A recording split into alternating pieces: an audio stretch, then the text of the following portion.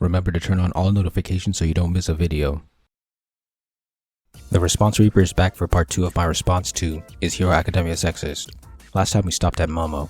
This time I'll be picking up at Minato. I completely forgot to mention this, but my boy Starface said that Kuroko sexualized men way more than women. I can't confirm this, but it reminded me of my point about male sexualization going past my radar. How many times in Haikyuu are there close-ups of arms and legs? How many times are muscular calves, thighs, and biceps in plain view? I know for a fact that there are a lot because there was a time where I was trying to copy Haikyuu's musculature. All I had to do was pause the anime and draw. I didn't have to go searching for it. And I wouldn't be surprised if Kuroko did the same. Now how many times did female sexualization appear in Haikyuu? Barely. This show was a sausage fest, and I'm sure Kuroko is similar. Now did Lady Inea bring up any of this? No. It would hurt her argument if she did. Back to the video. Let the prosecution begin. She defines Minato as the worst character because, quote, if you don't find his jokes funny, he's literally useless, end quote. What's hilarious is that during this part, she showed a scene of Minato clutching Tsuyu's breasts. That was in episode 11. In episode 10, the episode before, Minato just got done working with Izuku to take out the enemies. You know how I know? Because I looked it up. How can you call him literally useless? That's selective memory. I'm not gonna defend Minato's perversion, but to call him worse than Shigaraki, who killed his entire family and is a literal villain, the entire league of villains, who are, again, villains, the Todoroki parents, who messed up their children, and more, is insane, and just sounds like an attempt to make Hiro sound sexist. She says, quote, he offers nothing to the story in any other sense. He only exists to make perverted jokes and objectify women, end quote. That's a lie. I just got done explaining how he was a pivotal player in a season 1 fight. You wanna know when else he fights? I can tell you by using the wiki. Minato and Zero vs Midnight. He's actually the most useful here. Class 1A vs Pixie Bob, Class 1A vs Mirio, and finally, Villa Raid Team and Trainees vs Paranormal Liberation Front. Almost sounds like he fights as opposed to just doing gags. I'm not saying he fights more than he grabs and peeps. I'm just saying the latter is not his only purpose in the story. Then she starts dunking on Minato due to her biases. She says that, quote, levity via comedic relief isn't generally a bad thing, but Minato isn't funny, end quote. To you. She just clarified that making a joke during a tense scene is funny, as long as it's not Minato, because she doesn't like Minato's jokes. Humor is subjective, so if I find Minato's jokes funny, that means that this is no longer a problem. I can't lie, I started laughing when she described some of Minato's best hits. Comedy is subjective. His airy line was definitely out of pocket, but if the genders were reversed, this would not get nearly as much attention. What's my proof? Some Daquan Wiltshire video where he said that it's okay for women to say, call me when you're older, but not men. I tried to find the exact video, but I couldn't. That's not solid evidence, so you can ignore that counter if you disagree. Then she starts ranting, but nothing here was important to me.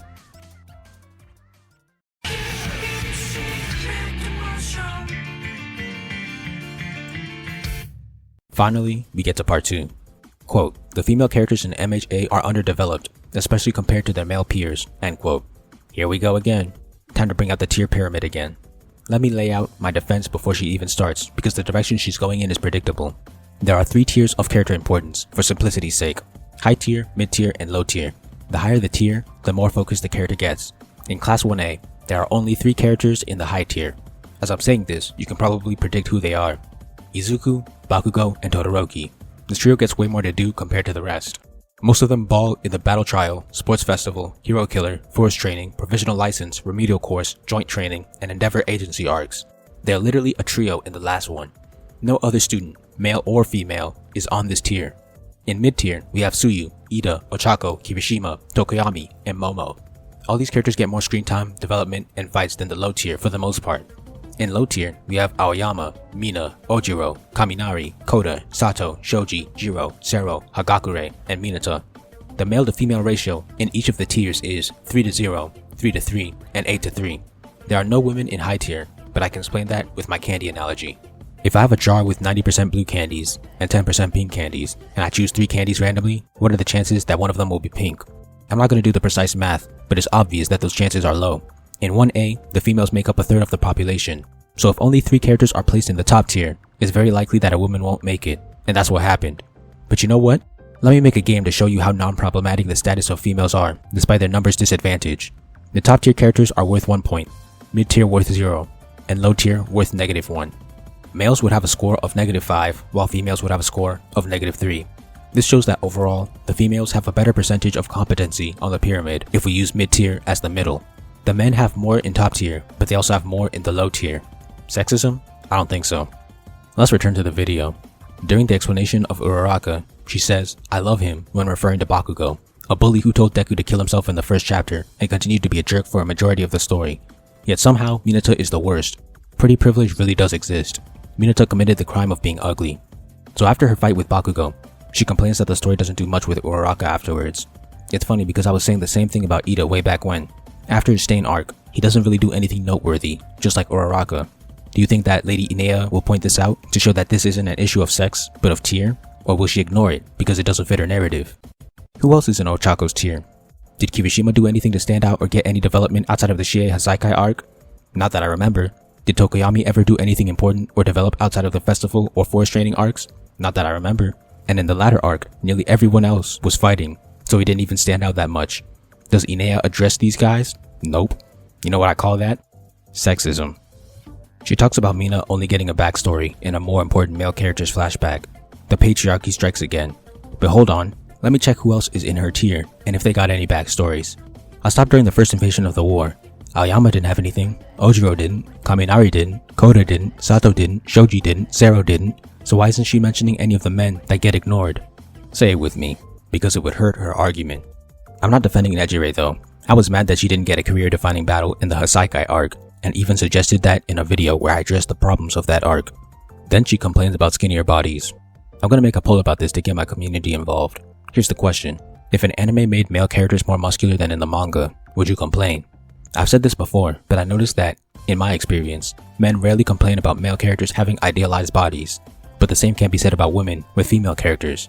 The funny thing is, I actually like both body types in the manga and anime, but I'm not going to sit here and complain about the anime making the bodies more idealized because that makes the story more marketable. When I say idealized, I'm talking about the peak physical makeup for each gender. A peak man would be at least 6 feet tall, very muscular, and packing meat. A peak woman would be skinny, have an hourglass figure, big boobied, and big bootied. In recent years, big thighs have also joined the consensus. I didn't make these rules, it's society's fault. But I'm not gonna sit here and pretend like this standard doesn't exist. They changed the bodies to appeal to a broader audience, fair play. I do agree that mid-tier females don't fight as much in plot-heavy arcs, but that's it.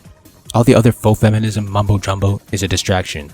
If anything, Lady Inea is a faux feminist for trying to strike down shonen females by manipulating information. Hashtag protect shonen women.